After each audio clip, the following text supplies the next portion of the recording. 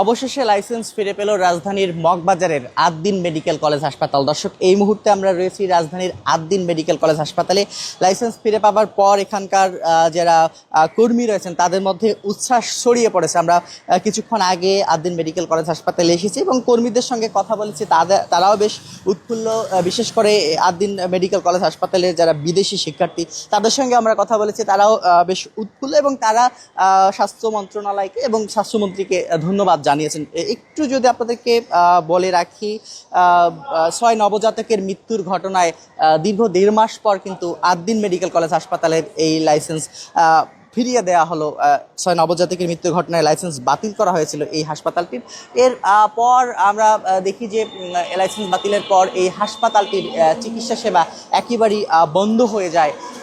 এরপর আজকে নতুন করে যে প্রজ্ঞাপন জারি করা হয়েছে সেই প্রজ্ঞাপনে কিন্তু আদ্দিন মেডিকেল কলেজ হাসপাতালের লাইসেন্স ফিরে দেওয়া হয়েছে। মূলত লাইসেন্স ফিরে দেওয়ার যে বিষয়টি আমরা দেখতে পাচ্ছি,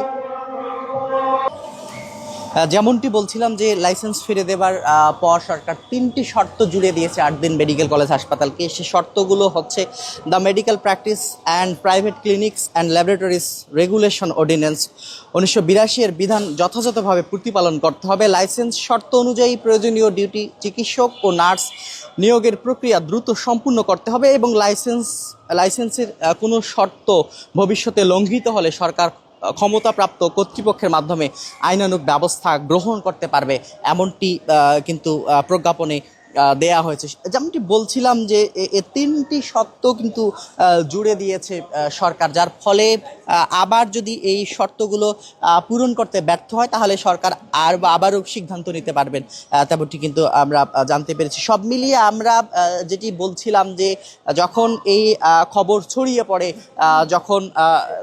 ছড়িয়ে পড়ে যে আদ্দিন মেডিকেল কলেজ হাসপাতাল লাইসেন্স ফিরে পেয়েছে, তারপর থেকে কিন্তু এখানকার যারা কর্মী বা এখানে যারা চাকুরি করেন তারা কিন্তু বেশ উৎফুল্ল, আনন্দিত। অনেকের সঙ্গে আমরা কথা বলেছি।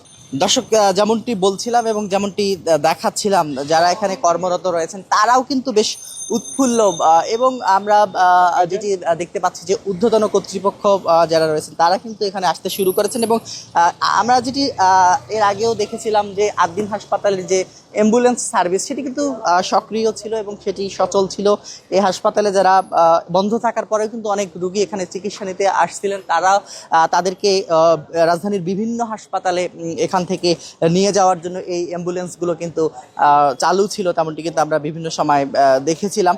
সব মিলিয়ে আমরা যেটি দেখতে পাচ্ছি যে লাইসেন্স ফিরে পাওয়ার পর অনেক রোগীরাও কিন্তু আসতে শুরু করেছেন এবং আমরা যেটি দেখেছি যে আদ্দিন হাসপাতালের এনআইসিইউতে কয়েকজন শিশু চিকিৎসা নিচ্ছেন, তেমনটি কিন্তু আমরা দেখেছি। সব মিলিয়ে লাইসেন্স ফিরে পাবার পর আদ্দিন হাসপাতাল যেটি শীঘ্রই কিন্তু চালু হবে এমনটি আমরা জানতে পেরেছি এবং এখানকার যারা স্টাফ রয়েছেন সেটি বিশেষভাবে, যেহেতু প্রায় 1.5 মাস ধরে বন্ধ রয়েছে এই হাসপাতাল, এই 1.5 মাস ধরে বন্ধ রাখার কারণে বিভিন্ন প্রক্রিয়া শেষে আবারও নতুন করে চালু করতে হবে, সেইগুলো কিন্তু শেষ দিকে এসে তারা সেগুলো সম্পূর্ণ করছেন এবং নতুন করে কবে নাগাদ শুরু হয় চিকিৎসা কার্যক্রম সেটি এখন দেখার বিষয়। অনেকে বলছেন যে আগামীকাল থেকে চিকিৎসা কার্যক্রম শুরু হতে পারে, এখানকার অনেকে সেটি বলছেন। সব মিলিয়ে আমরা যেটি দেখতে পাচ্ছি যে এখন পর্যন্ত আদ্দিন মেডিকেল কলেজ হাসপাতালের যারা স্টাফ থেকে শুরু করে যারা চিকিৎসা নিতে আসছেন তাদের